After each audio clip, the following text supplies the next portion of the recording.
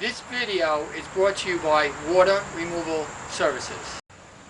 Water Removal Services eliminates all the water from structures, period, regardless of amount, location, or severity.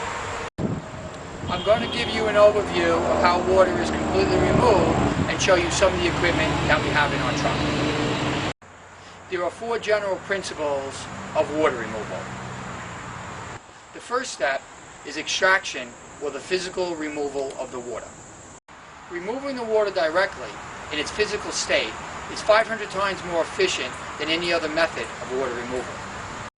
There are a variety of specialty tools that we use to extract the water.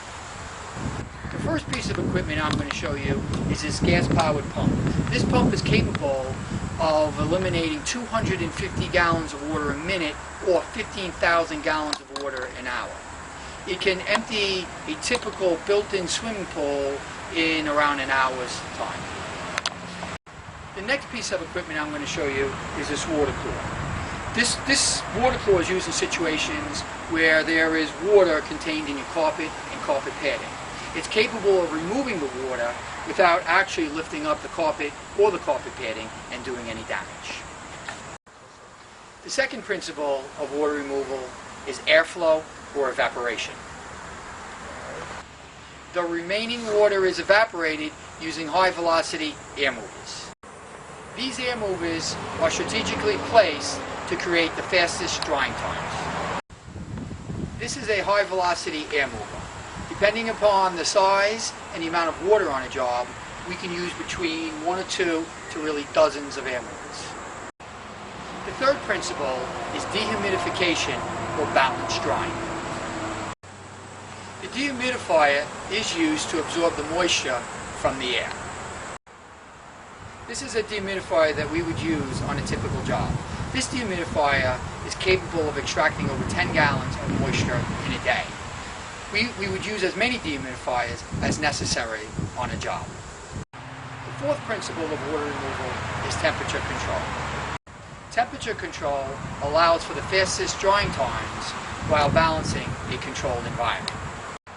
There are a number of tools that we use to determine the location and the amount of water.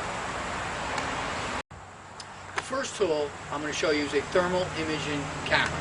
This camera is able to locate water sources by measuring the temperature differential that water creates. So we're able to see or locate water behind walls, sheetrock, carpeting, or other structures without having to damage the structure itself. We're also able to locate water by using moisture meters. Here we have a pin moisture meter where we actually put it in and it shows us the level of moisture. And then we have pinless, which we put against surfaces, and it's able to show the level of moisture without damaging the surface. The best way to remove water from a structure is through a process called applied structural drying. Structural drying is a strategy for drying building materials. A unique plan is developed by the facts and circumstances of each water situation. Water damage is often associated with natural disasters such as hurricanes and flooding.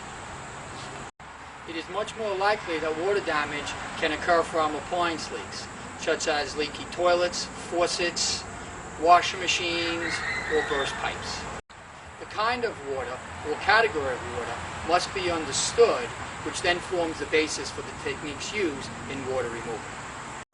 A sewer backup, which is defined as water from beyond the trap, although dealing with water, is a special situation due to the pathogens that can be contained in the water and must be dealt with differently. What should you do when a water event happens? Your first primary concern should be safety. Therefore, you should cut off all power and electricity to the affected area. You should try to shut off or contain the water source if possible. It is important to act quickly in the water removal process. Time can escalate the cost and damage from the water. Any valuables or furnishings should be removed from the area if possible. Thank you for watching this video. I hope you gained some insights into the water removal process.